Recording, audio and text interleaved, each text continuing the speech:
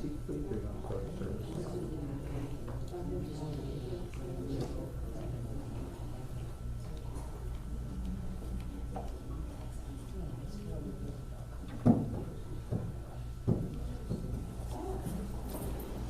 I have to see.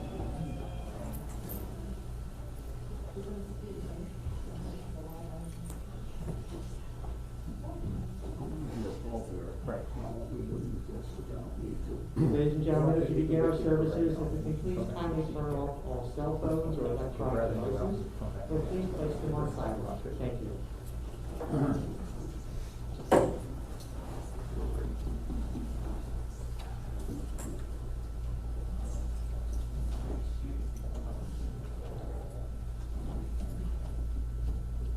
We come together now to remember and to pay tribute.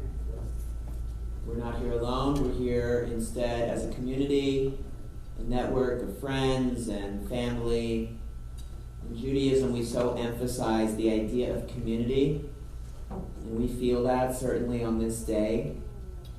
The power of community, the strength that our community grants to us, the courage, the level of support we so need on a day such as this one. We'll turn on this day as well to the community embodied by our tradition, the words and the texts that our people have turned to for so long as they have experienced pain and loss, sadness, all of which we feel in so many ways on this day. As we turn to our precious community, we pray that we're provided with a little bit of light amid this time of darkness, a little bit of help, and a little bit of hope. Beginning now with a series of readings from our people, including our Psalms.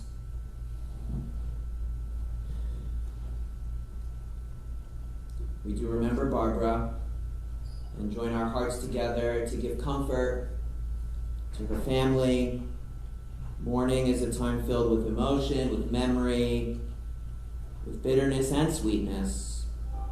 We begin our service with psalms and prayers linking Barbara's life with the millennia-old tradition of the people of Israel and the eternity of God.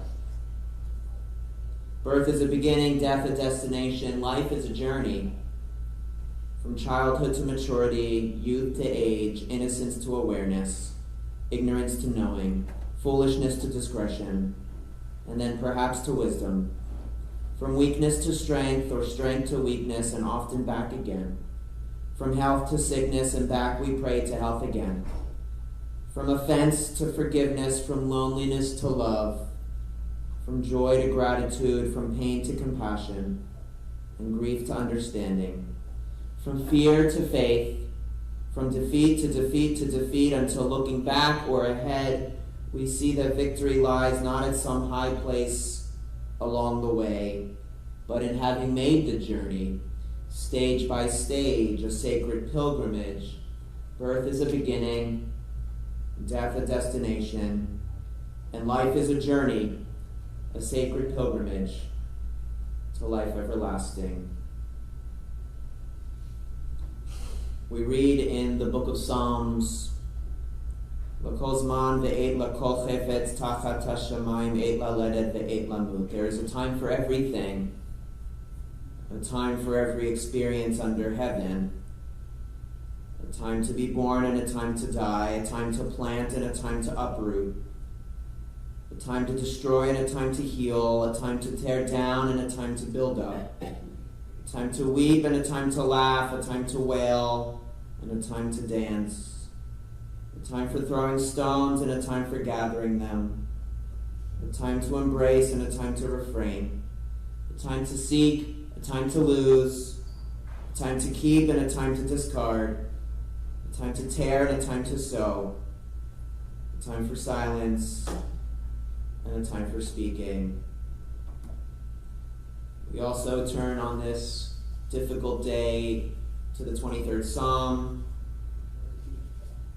Adonai roi lo exar bi no desha yarbitzeni al me menuchot yinahaleni nafshi shovev. Adonai is my shepherd, I shall not want. God makes me lie down in green pastures, leads me beside still waters, restores my soul. You lead me in right paths for the sake of your name. Even when I walk in the valley of the shadow of death, I shall fear no evil, for you are with me. Your rod and your staff, they comfort me. You have set a table before me in the presence of my enemies. You have anointed my head with oil. My cup runneth over. Surely goodness and mercy shall follow me all the days of my life, and I shall dwell in the house of God forever. Esai naila hari me'ayin yavo ezri. I lift my eyes to the mountains. From where will my help come? My help comes from Adonai, maker of heaven and earth. God will not let our foot give way. Our guardian does not slumber. The guardian of Israel neither slumbers nor sleeps. Adonai is our guardian, our protection. So the sun will not strike us by day, nor the moon by night. Adonai will guard us in going out and in coming in, now and forever. We do come together now to remember Barbara, a special soul. She was a good soul, and she meant so much to so many. She will be missed. Her spirit, her enthusiasm, how she so loved her family, how she so loved bringing people together. We are going to miss her. The world will miss her. From humble origins in Camden to the many years she shared with her beloved Charles, to later chapters at the Saltzman House, her life was one of fulfillment and meaning, even if it wasn't always an easy life. She overcame multiple bouts with cancer. She worked for a lengthy period of time with the police department in Camden. She raised 2 daughters so that they would become kind and upstanding people. And she had a grandson that she loved like no other. And by extension, Mia was very much and is very much a part of the family. Barbara made friends everywhere she went. She had many lifelong friends, including her best pal Janet, who she's known for 83 years. Barbara was a storyteller, a keeper of memory, a link to what was, a lover of tradition. She loved shopping. That's true. And she loved the shore. And in losing her, we've lost so much. I send my condolences to Susan and Margie, to Daniel and Mia. We think here as well, of course, of Charles, of Barbara's late parents, Isidore and Reba, and her late brothers, Dave and Gabe. She is indeed reunited now with dear souls, and she is at last at peace. In Judaism, we're taught that the soul, the neshama, lives on eternally. And where does it live? It lives within each of us. In the air we breathe, in the words we speak, in the words we choose. And Barbara will no doubt live on in all of the lessons she taught us, the times we laughed with her, cried with her, shared in life's undulating path with her. She will live on in the stories we will never forget, in the many ways she is part of us, now and forever. May she rest in peace, Zichrona livracha, and may her memory always be for a blessing. And together we can all say, Amen. We're going to hear now some words of remembrance and tribute, first from Dan, and then from Margie Slavokin.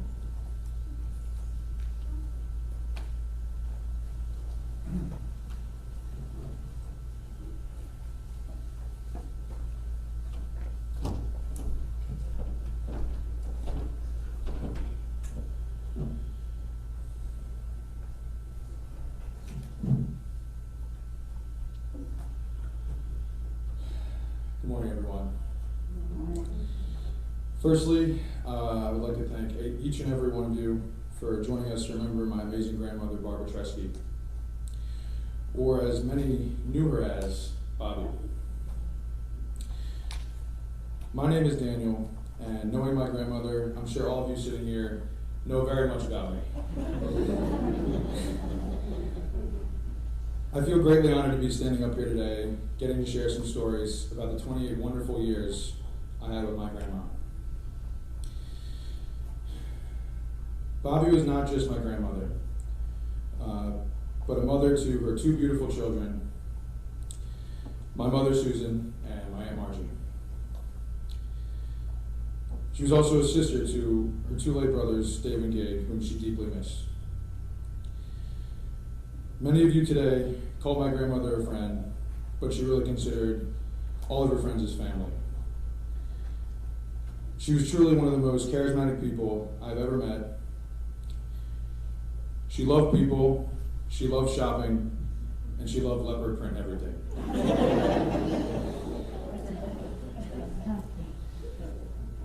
And most of all, she loved all of us as we did her.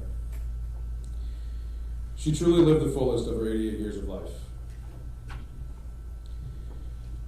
When I was born in 1993, my mother and father adopted me from Oklahoma.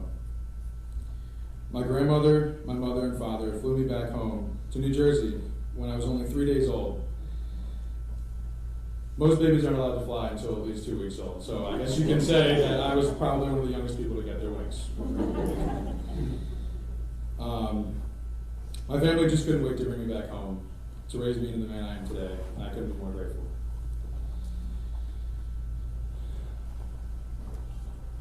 Being my grandmother's only grandson, I tended to be a little bit more spoiled than others.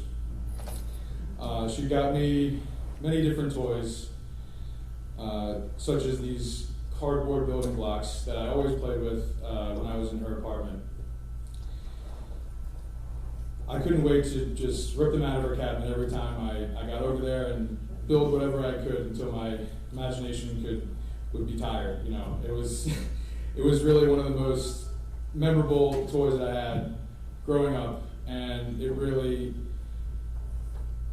helped me become the man I am today, doing what I do in my career. I like working with my hands, and that by itself really helped.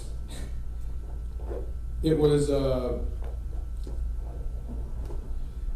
she'd also got me these plastic swords that I used to play with, and that actually ended up turning into one of our favorite childhood games called Monster in the Closet. This game wasn't like any other game. I basically would my grandmother would hide in her closet, and I would search for her with these plastic swords. She would then flicker the lights on and off in her closet, yelling "Monster in the Closet," while I basically attacked her with these plastic swords. This is truly a game I would never forget, and hopefully one day might be able to play with my children or grandchildren.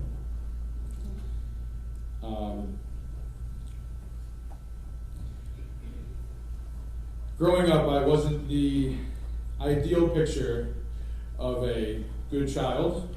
I tended to be a little bit more rambunctious than some boys. So, as you heard, my grandmother did love her shopping. We would always go to the mall or department stores. I would immediately run into clothes racks and hide for the remainder of when my mother and my grandmother would shop. And they would eventually find me in the middle of a clothes rack, just hanging out by myself. And I always remember those times because it was always fun having my grandmother find me, just having the look of surprise on my face. Like, oh, you had no idea where I was. Of course, I always went for the same place every time. We would frequently go visit Chinese restaurants, and that was another thing that I would do. Chinese restaurants, you normally see lobster tanks. I would spend most of the evening in front of the lobster tank with my grandma, just watching the lobsters. It was another thing that I remember throughout my childhood. And throughout the year, there are many, many Jewish holidays. We would always frequent visiting my grandmother's house for dinner. This was probably the most time I got to spend with my grandma over the holidays, and really talking to her and really getting to know her and the great, amazing person that she was. She always had a seat open for anyone who ever wanted to join. No matter who you were, what you do, or anything, always had a seat open for anybody who wanted to.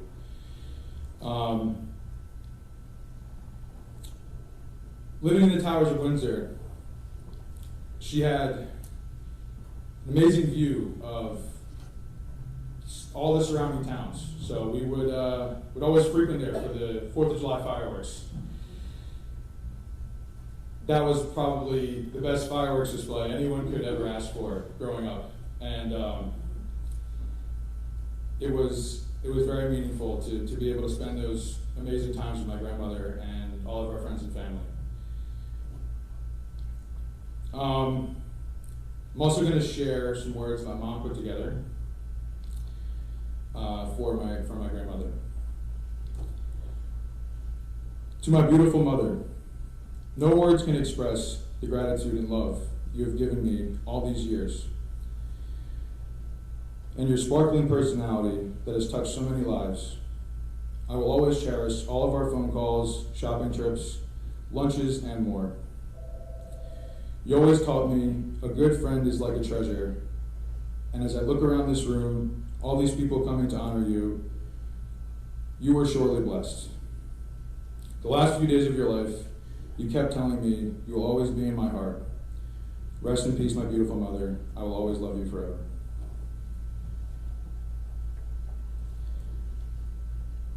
And as I close out my speech, I would like to also say goodbye to my grandmother. My grandma was truly one of the most inspirational people that I would admire to follow. The way she lived left a huge impact on all of us. We all spent many joyous times with her, and we all know how much she will be missed. I can surely say that my life will not be the same without her. Not only was she the best grandmother anyone could have asked for, she was my grandma. I will always love you, and thank you for always being there for me when I needed you. You may no longer be here,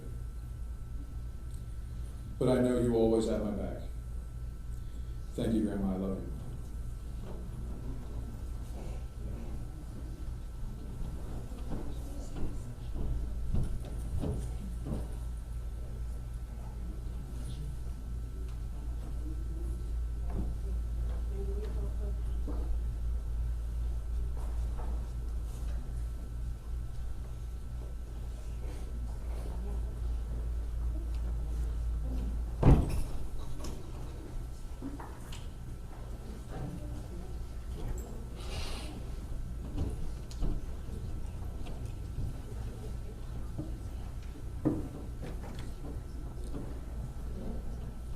Good morning. I'm not as good, I'm gonna take this off so I can. I'm not as good as my cousin at public speaking. She was the best. But I wanted to just say a few words about her, my dear cousin. She had the nicest personality. She was positive, she was pleasant, and she was real most of all. Everything about her was real. We are second cousins. My Bubby was her mother's big sister. Bobby was probably my very first friend I loved going to her house, the Gumbers, my favorite people.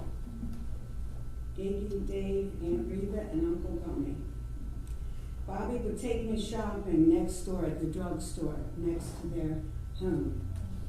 And I was the only 7-year-old with lipstick, eyeliner, and nail polish in those days, thanks to Bobby. The night she was invited to a party to meet Charles Tresky, I cried. I didn't want her to go. She was meeting the love of her life. It would have been my fault. I cried, but Aunt Reba polished my nails and I got over it. And we all know the rest of that story.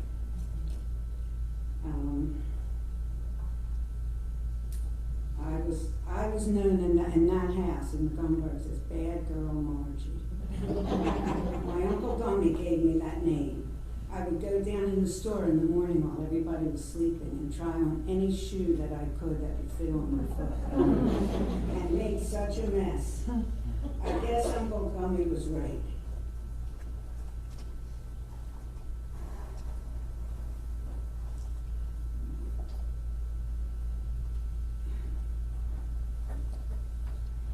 I was the flower girl at Bobby's wedding, Bobby and Charlie.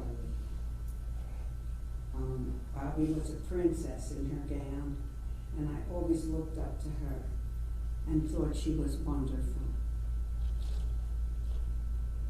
We would always say I was her favorite cousin, and she would, and I would tell her the same. We never told that to anybody.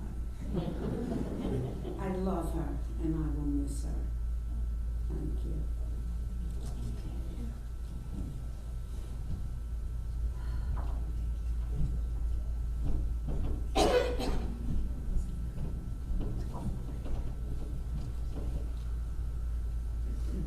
Thank you so much for those beautiful tributes. Just a word before we continue and move to the conclusion of our service here in the chapel. The family will observe Shiva with a minyan in Voorhees tonight at 7 and Saturday night at 7. Shiva will also be held until sundown tomorrow, Friday. God heals the brokenhearted and binds up their wounds. God reckons the number of stars, giving each one its name. Great and full of power is God, whose wisdom is beyond reckoning. God gives courage to the lowly and brings hope to those who are bereft. So may God always be with us. In the rising of the sun and in its going down, we remember them. In the blowing of the wind and in the chill of winter, we remember them. In the opening of buds, in the rebirth of spring, we remember them. In the blueness of the sky and in the warmth of the sun, we remember them. In the rustling of the leaves and the beauty of autumn, we remember them. In the beginning of the year and when it ends, we remember them. When we are weary and in need of strength, we remember them. When we are lost and sick at heart, we remember them. When we have joys we yearn to share, we remember them. So long as we live, she too shall live, for she is now a part of us, as we remember her. May the love and eternal connection of our souls give us strength as we turn now to recite words hallowed by time. We will join in El Malei Rachamim, our benediction. I'll ask everyone to please rise.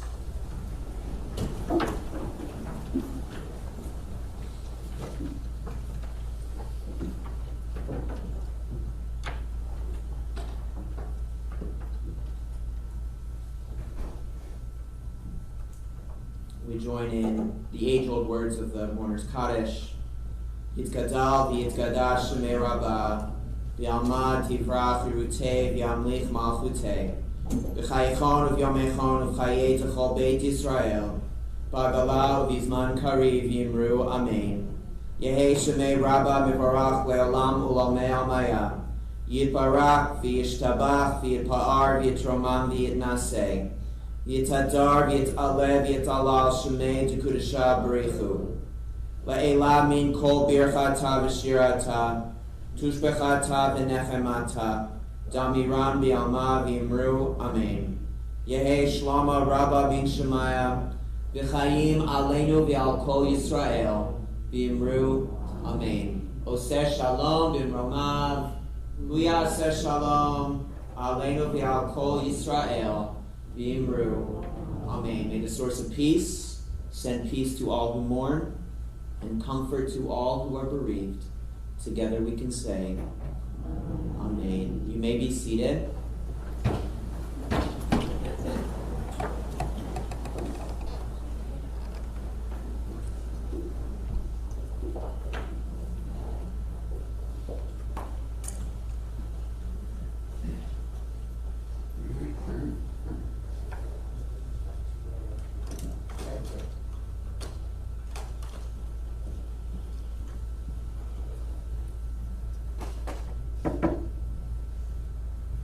Ask if the pallbearers would please step to the center aisle.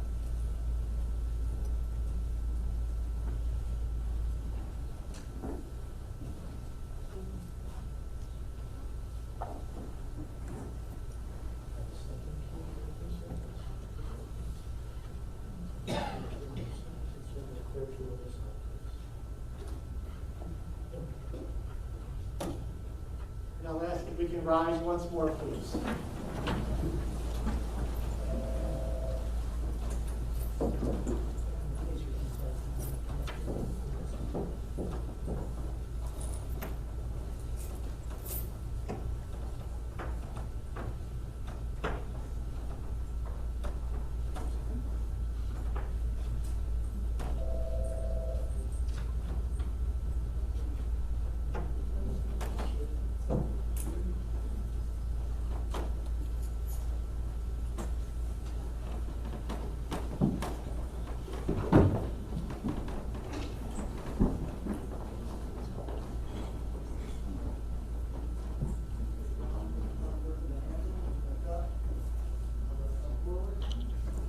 Can you be seated, please?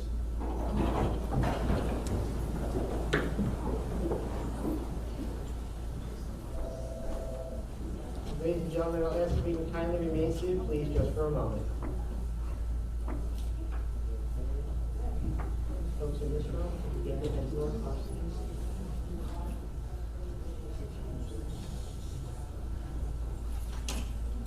Folks in these two rows, if you get the heads more across, please.